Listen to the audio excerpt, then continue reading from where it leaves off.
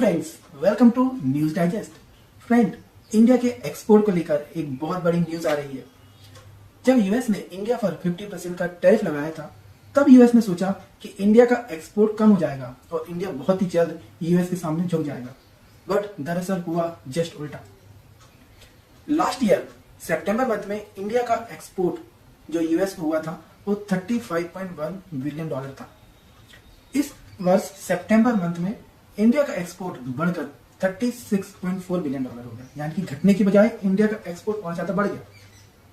दरअसल हुआ यूं कि जब यूएस ने इंडिया पर 50% का टैरिफ लगाया, तब इंडिया के जो कुछ सेक्टर्स हैं जैसे कि ज्वेलरी, टेक्सटाइल, एग्रीकल्चर, मशीनरी और फार्मा प्रोडक्ट्स, इनके एक्सपोर्ट्स में काफी कमी आ गई।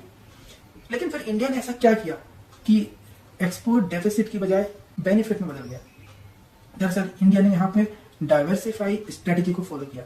जैसे ही यूएस ने इंडिया पर 50% का टैरिफ लगाया, इंडिया ने तुरंत ही बिल्कुल समय न गंवाते हुए अपने प्रोडक्ट्स को China, UAE, Brazil, UK, Italy, Switzerland, Australia जैसी कंट्रीज को एक्सपोर्ट कर दिया। इससे इंडिया का नॉन यूएस एक्सपोर्ट 10.1% बढ़ गया। नॉन यूएस एक्सपोर्ट यानी कि एक्सपोर्ट जो यूएस के अलावा दूसरी कंट्रीज को किया गया। तो आप कह सकते हैं कि यूएस ने जो इंडिया पर टैरिफ लगाया, उससे इंडिया को फायदा ही हुआ। क्या फायदा हुआ?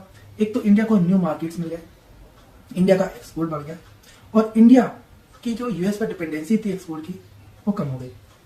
बहुत ही जल्द इंडिया और यूरोपियन यूनियन एक फ्री ट्रेड एग्रीमेंट करने वाले हैं। कहा जा रहा है कि इस ईयर के एंड तक इंडिया और यूरोपियन यूनियन एक फ्री ट्रेड एग्रीमेंट कर लेंगे। उसके बाद इंडिया की यूएस पर जो एक्सपोर्ट की डिपेंडेंसी है काफी हद तक कम हो जाएगी। फ्रेंड्स, आप जानते हैं कि ऑलरेडी इंडिया और यूके के बीच में फ्री ट्रेड एग्रीमेंट हो चुका है। अब इस ईयर के एंड तक इंडिया और यूरोपियन यूनियन के बीच में भी ये फ्री ट्रेड एग्रीमेंट हो जाएगा और ऑस्ट्रेलिया के साथ भी सेम होने वाला है। सो फ्रेंड, टैरिफ का सिर्फ इंडिया को फायदा ही हो रहा है।